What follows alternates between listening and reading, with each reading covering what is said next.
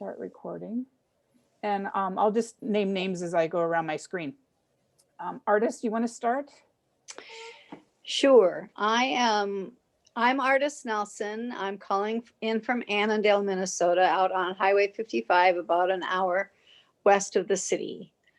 I am most concerned about the survival of our democracy, not only because our legislators are spending so much time fundraising instead of doing the work that we need to have done, but because of those funds, they are doing more bidding to the people who are giving them money than what we might say is important to us. Exactly. Good. Nancy? I'm Nancy Gagne, and I live in Chanhassen, right off of Highway 5. And probably the thing that it really upsets me about the big money, at least in this last year, has been so much of the voter suppression that has happened because of all the money dumped into trying to thwart, and then accusing people like Stacey Abrams of overdoing her thing when she just got out and did a lot of footwork. So that voter suppression thing is really upsetting. I think it has affected a lot of what's going on. Yep, thank you. I agree. Jane? I'm actually from Fergus Falls, but tonight I'm down in Galveston, Texas, where my husband and I moved from a while back, and we're enjoying some sunshine. Anyway, I'm having more of an I wonder. Mine is I wonder. First of all, how the hell did Michelle Fischbach get elected? That's one of my things. So You and me saw her on both. PBS. She was quoted on PBS. That made me so sad tonight. But anyway, I wonder about agribusiness and its influence. Whether it was on Colin Peterson's long reign. I just feel like I'm from a farm background, and I just wonder what rural America has to say about how we're controlled by agribusiness. That's a good one. They're the decisions they make and their influence. Yeah, corporate consolidation. Not all market bad, but concentration. not all. I don't always want to paint a bad picture, but Yeah. Thank you. Mary Beth? I agree fully with Artist and Nancy. Those were the two things I was going to say. And you both said them so well. I have nothing else. But Artist, I'm ready to go here in Wright County. So, All right. all right. And Sally? I live in Chanhassen, Minnesota. Been here long time. I think my issue always goes back to the environment.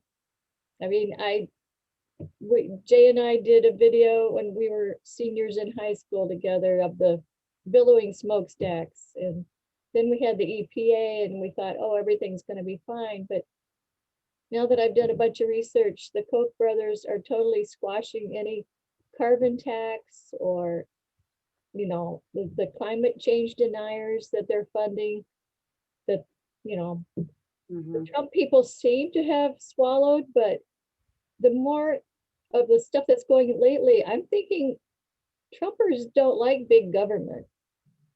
And I think we might have more people on our side if we could just get our message out that, that it's really the money that's running the government. It's not necessarily the politicians who are bought, but there's money behind it all. Yep. And you have to dig back to follow the money.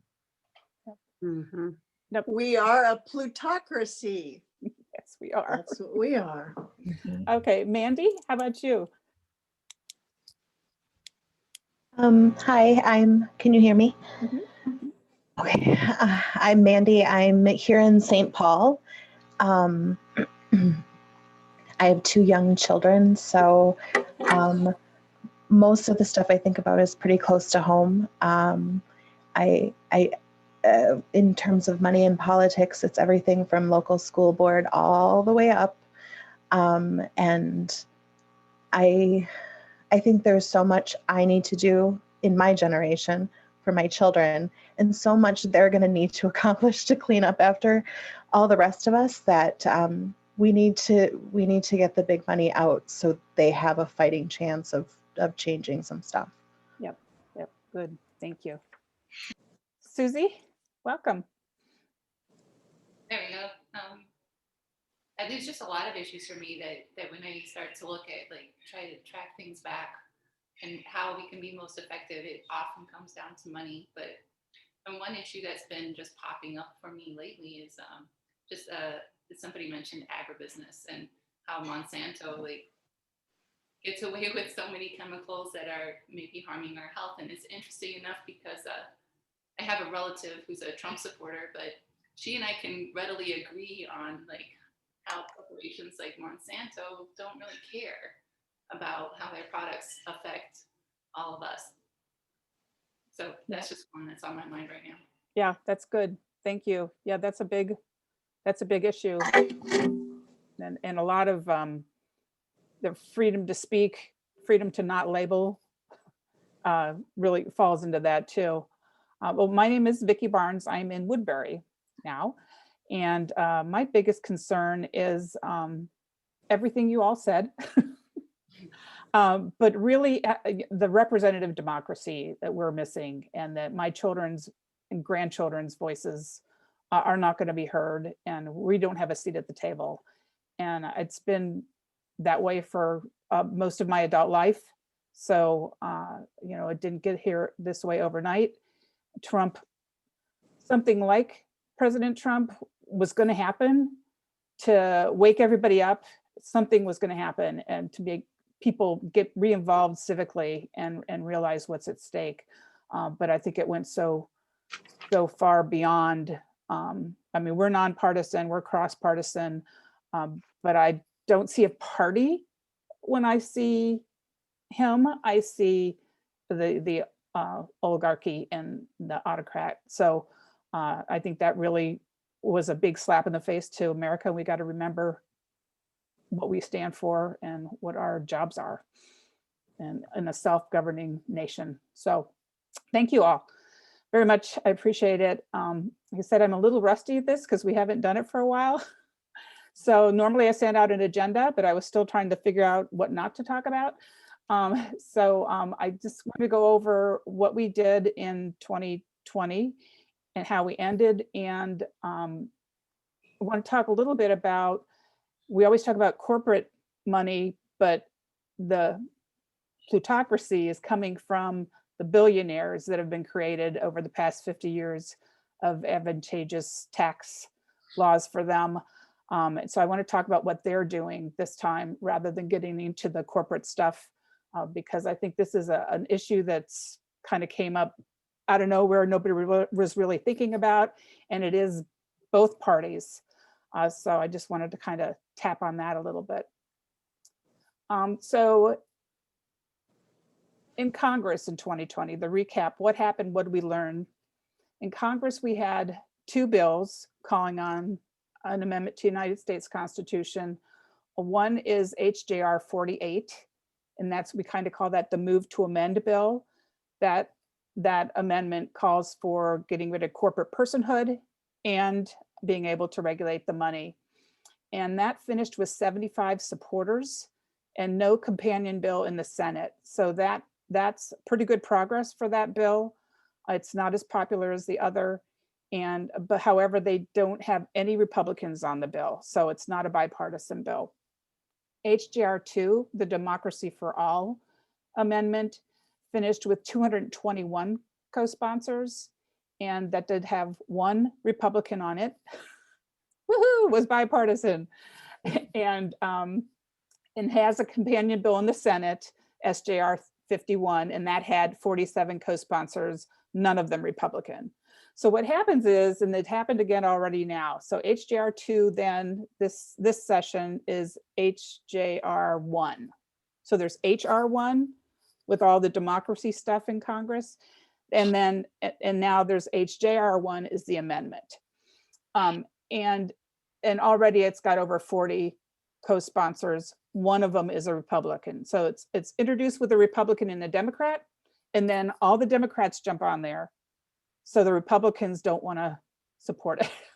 So that's our struggle.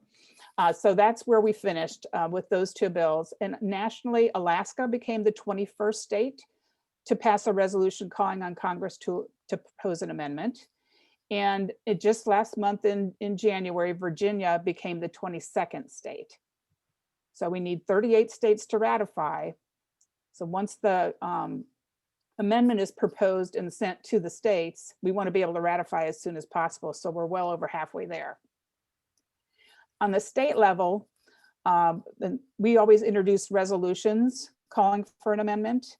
And the one that resembles the Democracy for All amendment was introduced by Senator Jensen into the Minnesota State Senate. He's a Republican, thanks to the hard work of Sally and her crew in Chanhassen. He's not running for re-election. He didn't run for re-election, so we don't have anybody to necessarily introduce it again. But right after he introduced it, COVID hit. And so we weren't able to get any more co-authors. But that was a big win to have a Republican introduce a version of the amendment. So we're going into this, the Congress, the CD7 flipped, as Jane said. So Congressman Peterson was a supporter of the amendment in Congress. So we lost that. And I don't know if Senator or Representative Fishbach would support it. I'm thinking probably not, but we'll give it a go later. In the state, because of the election, we had one DFL state senator was flipped to an amendment supporting Republican senator. So that's Senator Duckworth, I think, Duckworth, down in Southern Dakota County, Senate District 58. So we know we can go to him and see if he will do what he said he wanted to do. There was a Clean Election Minnesota, CEM, they changed their name. Clean Elections Minnesota, used to be Minnesota Citizens for Clean Elections, did a survey, and that's how they found out this senator in 58 supported the amendment. And they also found that Senator Ingebrigtsen, who's in Jane's district, also supports an amendment, and he is a Republican. So in the state Senate, we have two good chances of maybe getting a bill introduced that mirrors one of the amendment proposals in Congress. So we had an increase of Republicans in the Minnesota State House, but there's still a majority of DFL. And not all of those will be supportive of the amendment, but we'd still be able to come up with a majority vote if it was time to ratify. So that's our goal, is to get Minnesota ready to ratify, and that's done with a simple majority. We want to have it have both parties support it, because it shouldn't be passed just by one party. So what we learned during the session is everyone is a lobbyist, right? We had a great lobby day, and I think everybody here, it's the artists, I know you've met with your, you didn't go to the lobby day, but I know you've met with your representatives and communicate with them. And Mary Beth did a great job. That was what else we learned. You need to keep following up to get a response to whether or not they will support it. And Mary Beth went after Senator Newman repeatedly until she got a firm no from his aide, correct?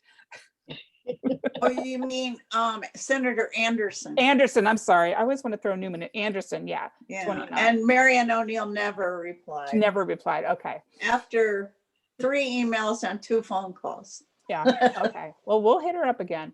And then when meeting with legislators, it's better to have no more than 3 people, I think, in the meeting. It's distracting. We had a couple where we had, to bring in extra chairs. We had so many people. But we could bring letters from other constituents with us. That carries some weight. And at least that they received the letters. You can put it in their hand. And I actually learned this doing what I was doing, but I also participated in some congressional management Zoom calls where they talked about a legislator will meet with you if you're not a constituent, if you are a state representative of something, a state, Oh, so I can meet with any legislator, and I was able to. So I guess that was the key. And so if anybody who wants to help meet with legislators and meet with one outside their district, I promote you to assistant state coordinator. And I'll double your salary. I'll pay you double what I make. So that's pretty, when I found that out, that was really freeing. So I'm not, I think, oh, I have to find somebody in their district to call them. No, I don't. I can just call them. So you can just do, hi, I'm assistant state coordinator for Minnesota American Promise, and we're calling about. I also learned from that congressional meeting that the staff in Congress and in the state legislatures are generally young. And when they're working remotely, they are on their phones. So if you're going to email them, make sure you email in a way it's something they can look at on their phone. Like, don't do a big, long, wordy email. You could maybe put a link to something or something like that, but don't make it too wordy. And also, they'll look at their phones all the time. So if you send them an email after hours or on a weekend, they're very possibly they'll respond to you because they're just young and on their phones. So It's an extension of Yeah, it's an exactly. appendage. It's an appendage. So those are the lessons and the takeaways. Did anybody else, who did any kind of work last year on the legislative issues, did you feel like there was anything that you learned specifically different from that you'd like to share? It's not really intimidating. it just is, it's so partisan. That's just breaking through that. That's it. Doesn't matter what, look at what's going on at the federal. They don't care. They're not even looking at anything. It's just straight party. And you would hope that it would be less so in the state level, but and what, I think, Nancy, when you started talking about voter suppression, there are 106 laws to suppress votes in legislatures of 28 states, including Minnesota, because it mostly where Trump lost, because they don't want people to vote. So that's why that HR1 and SR1 in Congress is going to be really important to push through. Generally, states handle elections. And the argument is with those democracy reforms in HR1 and SR1 that it's federalizing elections, but it's not, because equal rights overrides any kind of state election law. You cannot disenfranchise certain groups of people. And so I think they'll be able to get those things passed. So, I mean, these laws, this 106 laws, they're like to limit absentee voting, to require IDs, to all kinds of stuff. So we're going to have to really, really push on those. So anyway, let's talk about the spending in the 2020 elections. So yes, $14 billion was the cost of the 2020 election, as opposed to $6 billion in 2016. So over twice as much. And those are the amounts spent on the entire federal election. So including all money spent by presidential candidates, Senate and House candidates, political parties, and independent interest groups trying to influence federal elections. Sorry, can you say that one more time, all those figures? So it was $14 billion for the 2020 election, as opposed to $6 billion in 2016. And that's money spent by presidential candidates, Senate and House candidates, political parties, and independent interest groups trying to influence federal elections. So let's take a closer look about people and their money. So we hear a lot of talk about corporate influence, but an ever increasing threat are wealthy donors. They have, through tax cuts and loopholes, been able to amass large fortunes, and they use to try to make this country the way they think we should be. So I'm gonna, hopefully this YouTube works and I can get back out of it. Those are two different things, but I have a YouTube video from Wall Street Journal. Marcy has $5 million she wants to spend to influence the elections. So while you listen and see how Marcy's figuring out how to spend all that money legally, think about the issue that's number one in your concern and substitute that for hers. Hers is bike lanes. So you can picture her opposing something you're for or whatever, you know, see if you can relate to it in some way. So I'm going to share my screen. And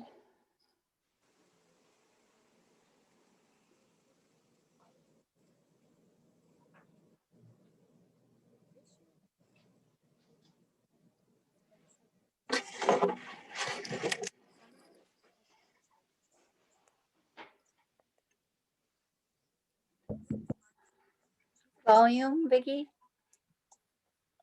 let me see. Say she wants more everywhere. Is that good? And she's ready to spend More. dollars to support politicians who agree with her. Hmm. Marcy has a lot of options for how to spend that money. We're going to help her understand them. Her first option is the simplest. She could give money directly to a candidate who supports bike lanes. That contribution is limited to $2,700 per election, or double that if the candidate runs in the primary and general election. For Marcy, this contribution is just the tip of the iceberg. Marcy's second option is leadership PACs. Many Congresspeople, think Paul Ryan, Nancy Pelosi, have established leadership PACs. These are pools of money that are used by the campaign. When leadership PACs were approved in the late 70s, the idea was that Congresspeople could use the funds to network and gain favor.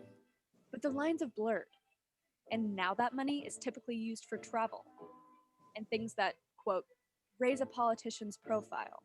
Marcy can give $5,000 per year to each leadership PAC for candidates that support bike lanes. Let's say there are 10 such candidates. That's $50,000.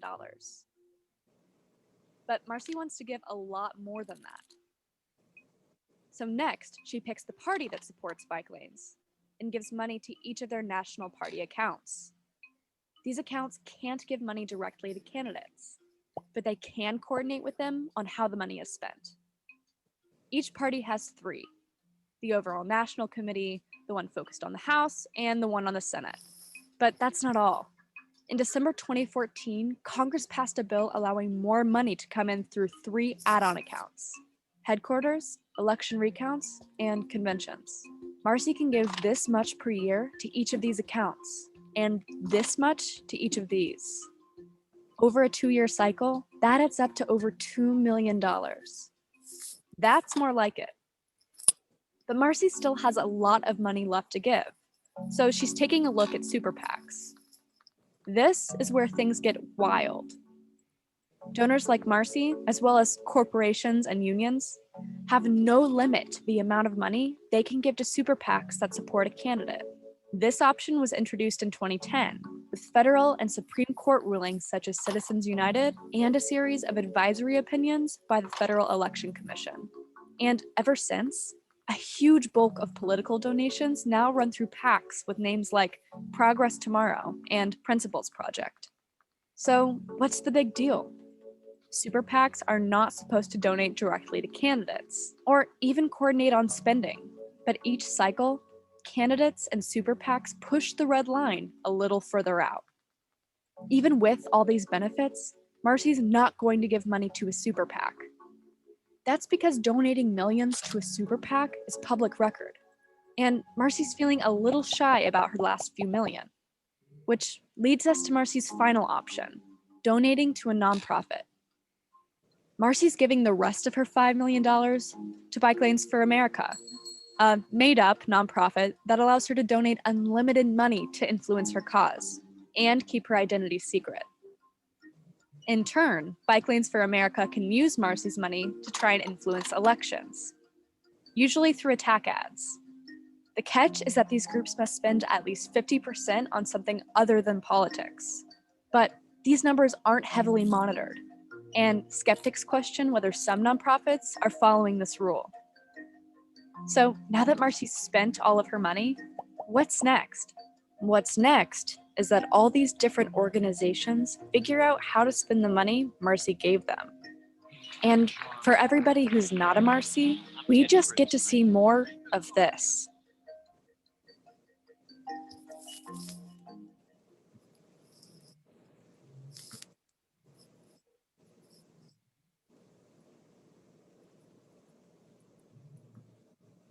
Okay, let me see if I can get rid of that. Were you able to hear it all right? Yes. Yeah, Okay, that was good. okay, there we go. Can you hear me now? Yep. Okay. So, how did that make you feel?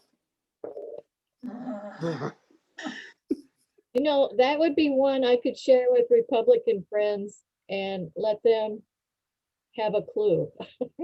Right? Yeah. I was gonna say That's that true. similar, it's got good messaging because it's so clear and simple to follow. So I agree that would be something that would be, it was helpful to me. It and was. it's a little dated. It was from the midterms in 2018.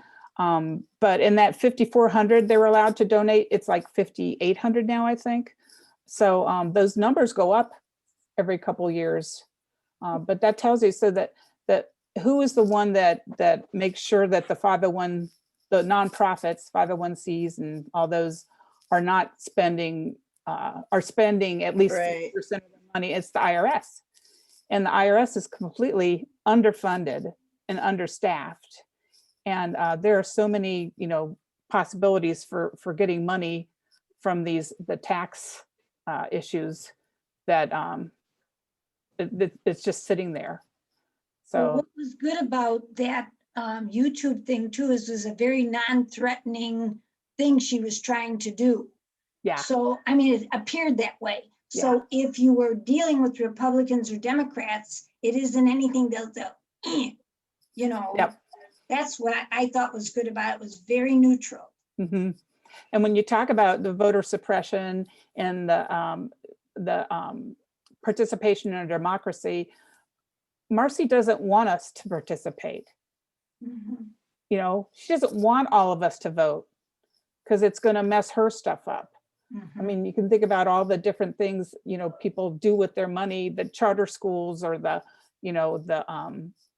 everything.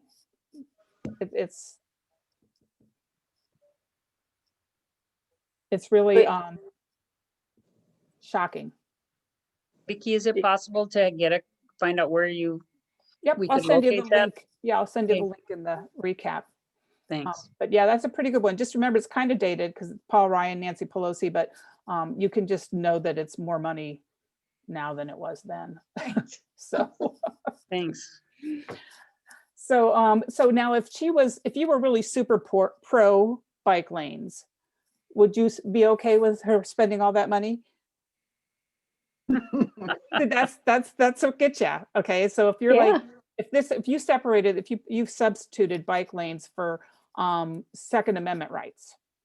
Mhm. She's big on Second Amendment rights. She wants to spend her money to influence the election, the policies on Second Amendment rights. You would be really ticked off about that. Most of us would, in this particular meeting. But if she was advocating for gun control with all that money, we'd say, "You go, girl," right? So we have to accept that if we're going to limit the money that the NRA can spend, and it's kind of, they're not even the bad guys as much anymore because they're so messed up.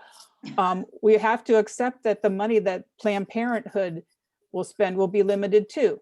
We have to remember we're talking to everybody. Nobody should have the ability to influence policy like that. So you got to remember that. So in addition to that, the top 100 donors combined during the 2020 elections spent $1.5 billion. Wow. Top 5? 1.5, Wow. with 1.3 billion in outside spending. So how that works is the individuals who have dipped deepest into their own pockets for campaign contributions to federal candidates, parties, political action committees, 527 organizations, and carry committees. So those are different nonprofits. So that's how the Uline family, the Adelsons, the Waltons, the Bloombergs, I mean, 100 donors, individual family, individual donors, 1.5 billion. So when the congressman goes to the little office across the street to dial for donors, which they have to do for about 6 hours a day, they call from a list to get donors to donate to not to them as much as to their party. They're called dues. Have you heard that before? Yes. Yeah, AOC refused to do that. She started her own PAC. So when they're doing that, they're not calling us. They're calling the big donors. So how many of you sent money to Georgia for the Senate race? How many didn't because you didn't want to participate in another state's elections? Well, kind of. We just said no more money, no more. So it's hard to stay out of something that has such a big consequence, and that really did have a big consequence. But I don't think we should be allowed to do it. No, I don't think so either. I agree. Yeah. So It let's was see. quite a discussion in this Yes. house, because we shouldn't be doing anything. We don't want them to come to Minnesota. Well, we don't Right. make the rules, but we have to play the game. So, right? So, Change okay, the rules. I'm going to show you what Georgia looked like, and I'll show you what Minnesota looked like. Let me see here.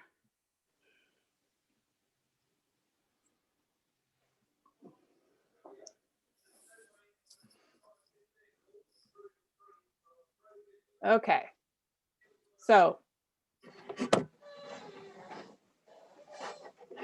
Georgia, their election for 2020, the candidates got their money from mostly California, Georgia, New York, Florida, Texas, Massachusetts.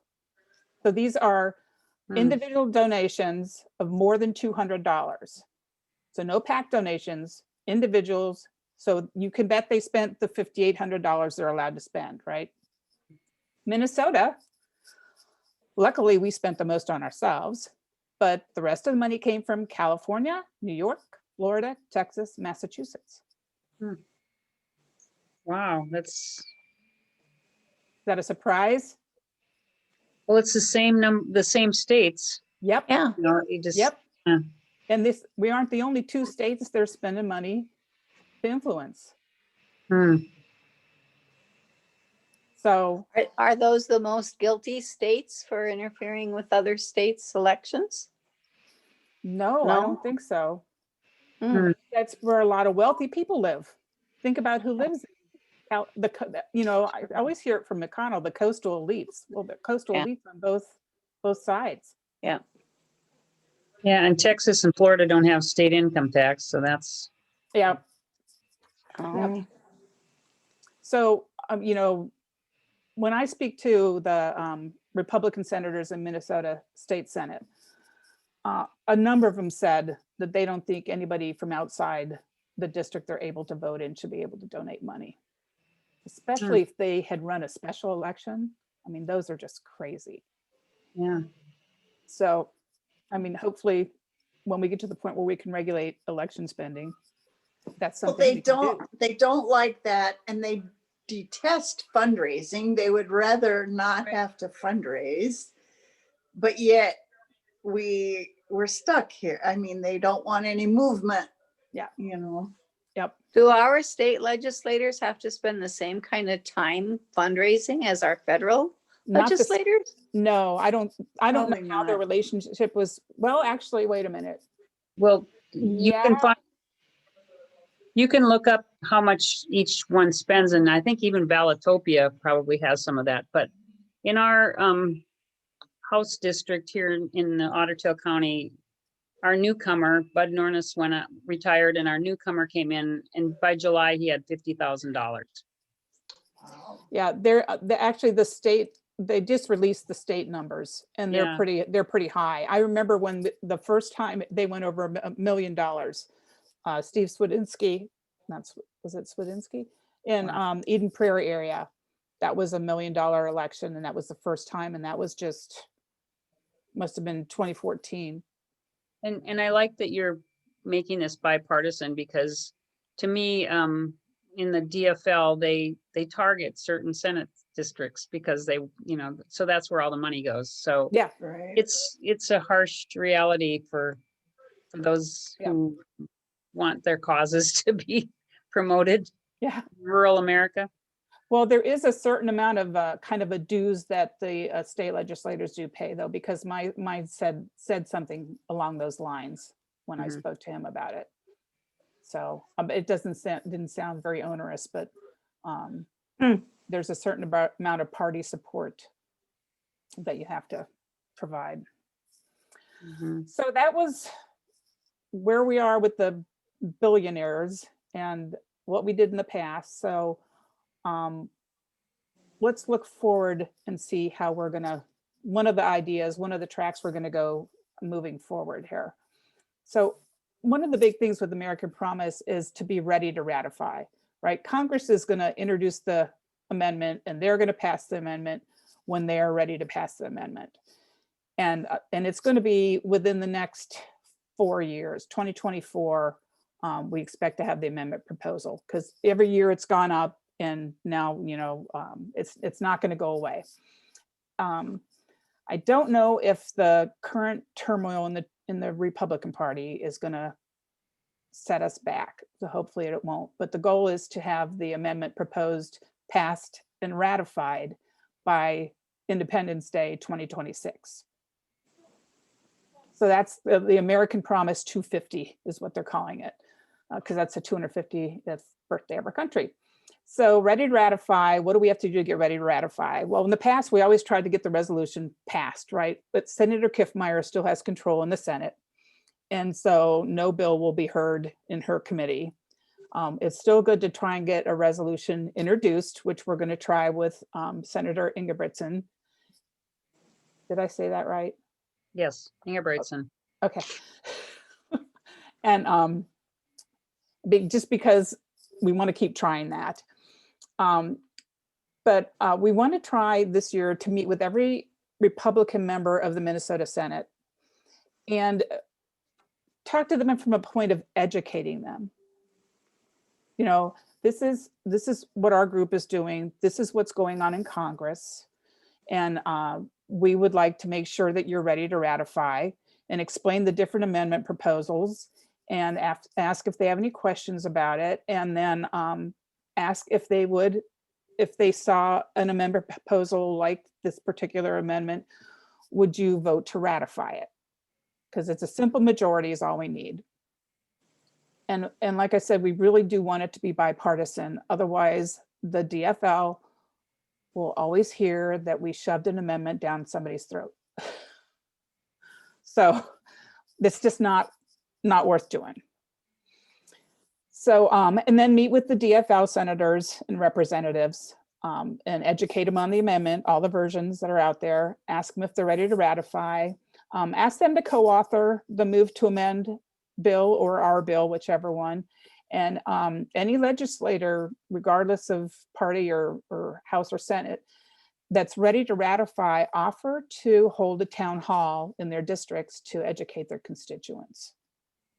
Because we need the people to understand that they're part of this. 8 times we've had to pass amendments to overturn bad Supreme Court decisions. But this time we're really hobbled by the fact that the Supreme Court ruling is prohibiting us from raising money. It's a little different. So we can't do that. Like the 18-year-old right to vote, the state could go ahead and let their 18-year-olds vote in state and local elections, until the federal government finally was forced to pass an amendment. We can't spend money to influence, we can't stop money from influencing elections until we get the amendment passed. So it's a little different situation. In another program, I'm thinking, and I'm still trying to figure this out, and those of you who are active in campaigns might have an opinion about it, is to contact the unsuccessful candidates from the 2020 race that had indicated on that same Citizen or Clean Elections Minnesota survey that they support the amendment. And like Addie Miller, Sally, and talk to them about working with American Promise, starting like now. If they're running again, don't wait for them to start campaigning, starting now, because a lot of times candidates say they support it, but they don't know how to campaign on it. And they don't feel comfortable in their understanding or in their knowledge.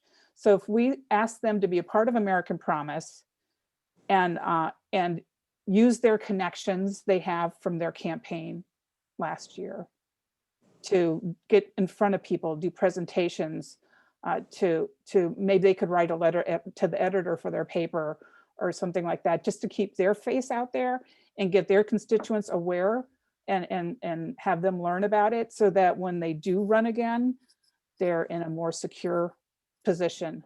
We are cross-partisan, nonpartisan. However, if you don't support it, we need to vote you out. And like the Republican that won in Senate District 58, we'll work with him. You know, if you're Republican, that's fine. But if the ones that didn't win support the amendment and they want to run again, we can't endorse, we can't do anything party related, but we can help them get in front of people and talk about the amendment. So that's kind of what we're trying to work out right now.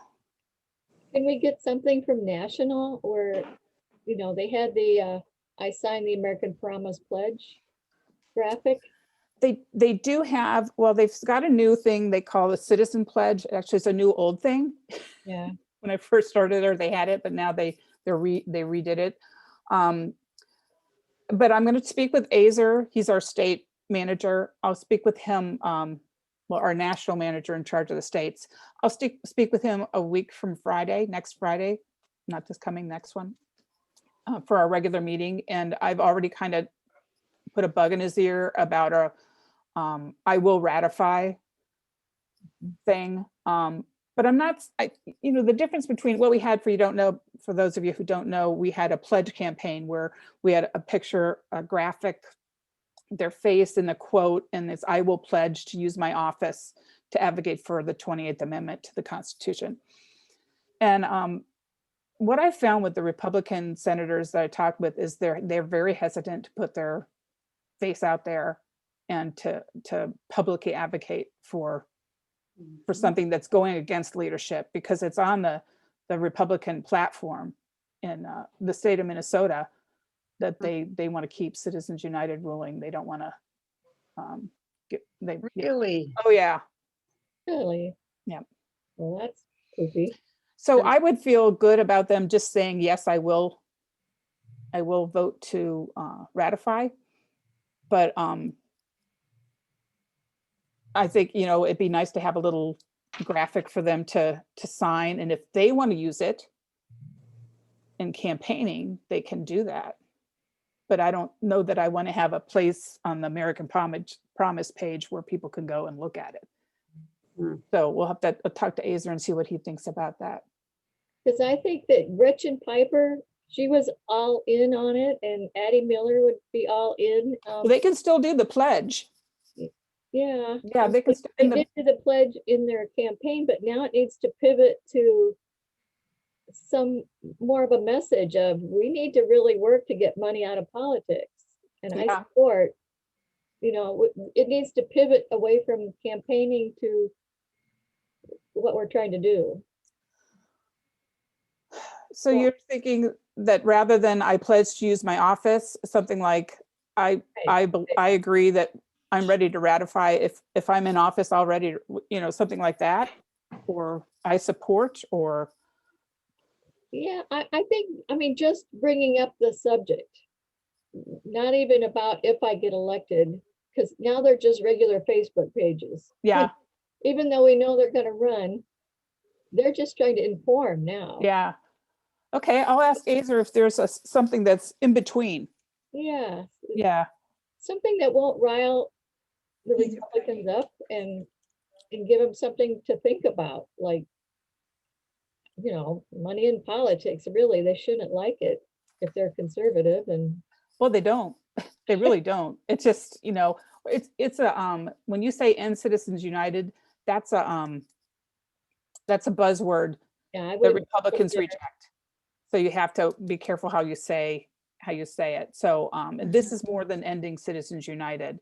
This is, there are a lot of other Supreme Court decisions that this would overturn and correct. So, Well, it's giving us back our voice.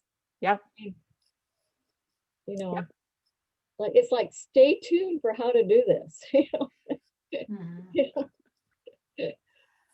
Sorry, let me cough. Okay. Well, yeah, we'll have to see if there's another graphic we can come up with then. I mean, we could use the same. We'll have to mess with it. I mean, it didn't get them elected last time, so they might need. But it doesn't matter, because that's the thing, is that, oh, where's my printout? When I talk about the people, the candidates the candidates who weren't successful, we're going to target the ones whose margin was under 15%. And some of them, except with some exceptions, because I know Addie is 47, right? Was that Addie's? Yeah. Addie Miller's, yeah. And so you guys are great support there, so we'll target her area too. But some of them had the legalized marijuana parties that drew from their votes. So, Now let's just legalize marijuana and that won't be a factor. well, if they really wanted to legalize, they wouldn't have run against a Democrat, right? Right. But that was the Republican Party got that. Did you know that, Jane, that the Republican Party did that? Yes. Okay, I'll share my screen again. I have a new thing. Once I get Vicki, it can set I up. just ask you a quick question? I have another person that had attended our house party with you when you were there, and she was going to come on the meeting, but she said her brother had called her, and she's wondering if we're still meeting. Is it okay to bring her on? If Oh, she, sure. Yeah. I'll check with her and see if I'm Okay. sorry to distract. And Sorry. it is recorded, so she can Oh, hear the okay. recording when we're done. Thanks. That might do the trick.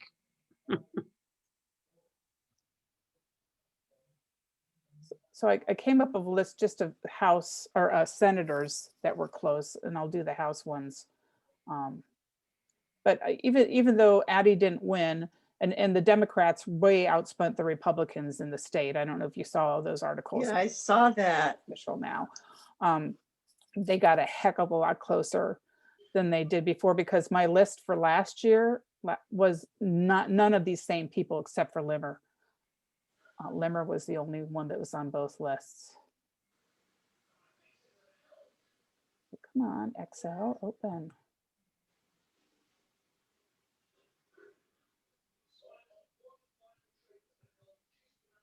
Okay, it's not going to open. Anyway, there's about 8 names on the list, and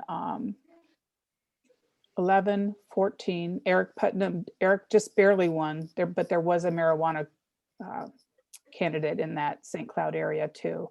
So that drew from him. Oh, here we go. And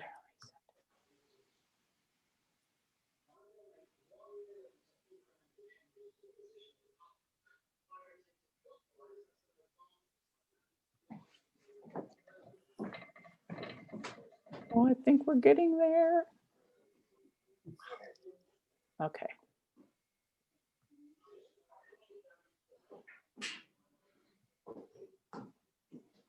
Okay.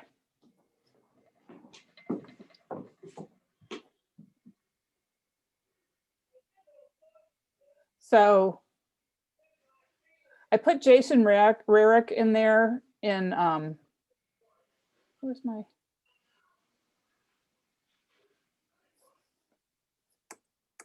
There we go.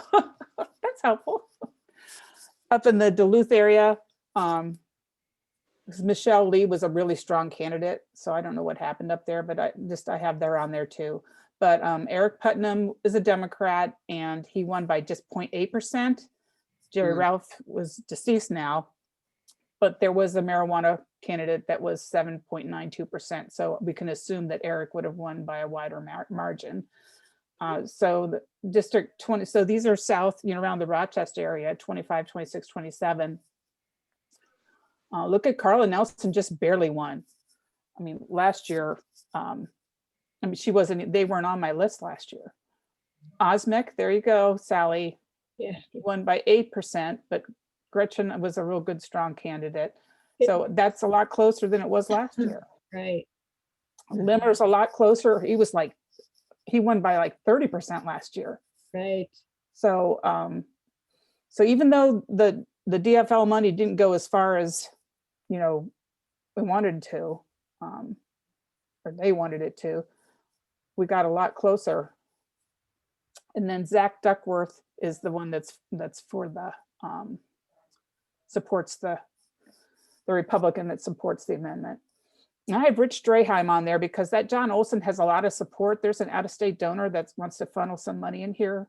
I heard tell of. So, and he was pretty, does anybody know him?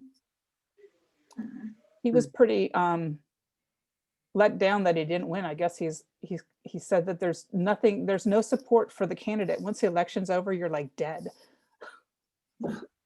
That's really pretty sad. And then Rich Draheim does not, he helped write the resolution that Senator Jensen introduced, but he's not interested anymore. So, and he did sign on that Texas lawsuit with Mary Kiffmeyer, so to heck with him. So that's what I'm thinking for the Senate. Anybody have any questions? Very well organized. Thank you. Kind of surprised about Karen Housley that hers was so small of a win, but maybe that's just her district. Well, the people I know really want her out of there. But I don't know how strong, well, she's Republican. I don't know how strong Josiah is, a candidate. He seemed kind of young. But, a lot of times you have to run more than once. So, that, where was it? That Zach Duckworth beat Matt Little, who'd been in for a long time, I think. The Democrat. And he was supportive. And that's like quite a lot. Yeah.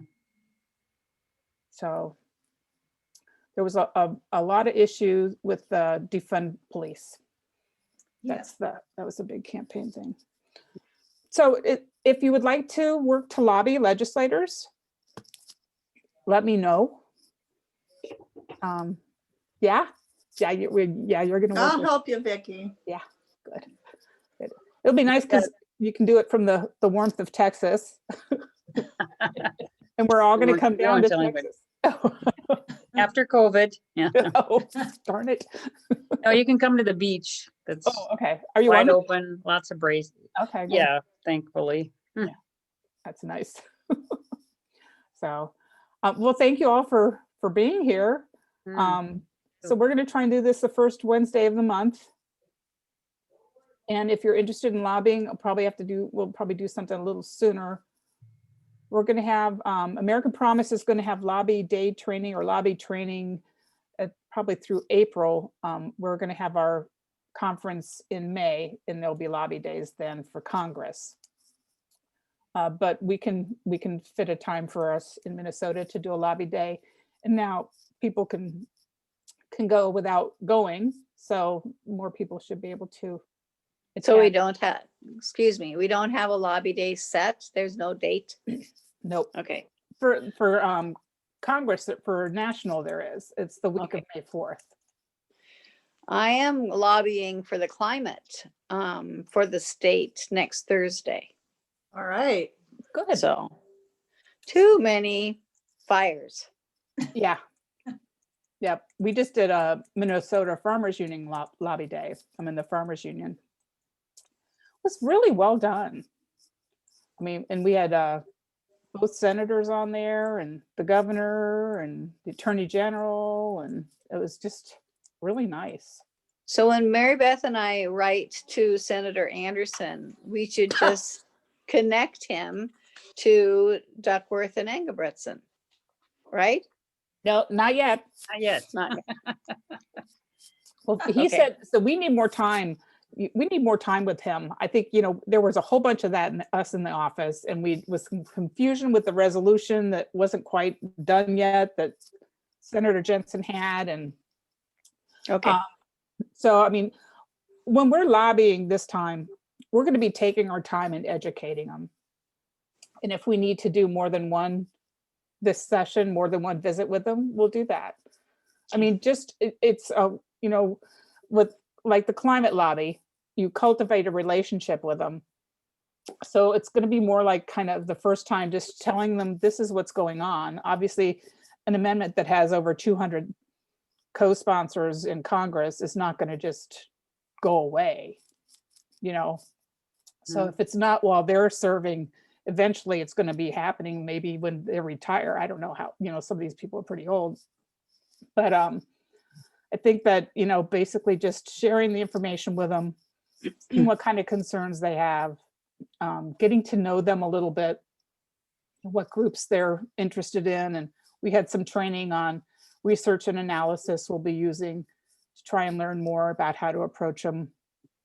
I was looking at Ingebrigtsen's site today, and he's got a lot of awards from outdoor groups. And, you know, I'd like to ask what he gets from them. You know, I mean, what does he like about that? What kind of hunting, you know, he does, or, you know, do you ever talk? Are they businessmen too? Are they, you know, what kind of people are in those groups, and find out, do they ever talk about the issue of money and politics and how it affects their business? Or are they concerned about conservation and in the wetlands when they're hunting ducks and, you know, all that stuff? Find out what's going on in their lives and see if we can develop a relationship. So not a hard sell. Smooth. Right. Stay off the controversial subjects. Yeah, don't talk about anything else. Yeah. No, that's not good. So, well, again, thank you all for being here. That was an Vicki. hour, and I hope, you know, next time we'll talk more about corporate stuff. And anybody who's interested in lobbying, when I send out the link and the notes from this, you know, just shoot me an email back and let me know, and because then we'll do some training so we can learn how to talk like that and get to know the legislators we're talking with. So, Okay. all right. Thank you. Thank you. Thank you. Everybody. Vicki. Thank you. Night. Night. Nice to meet all of you. Nice to meet you. Yeah.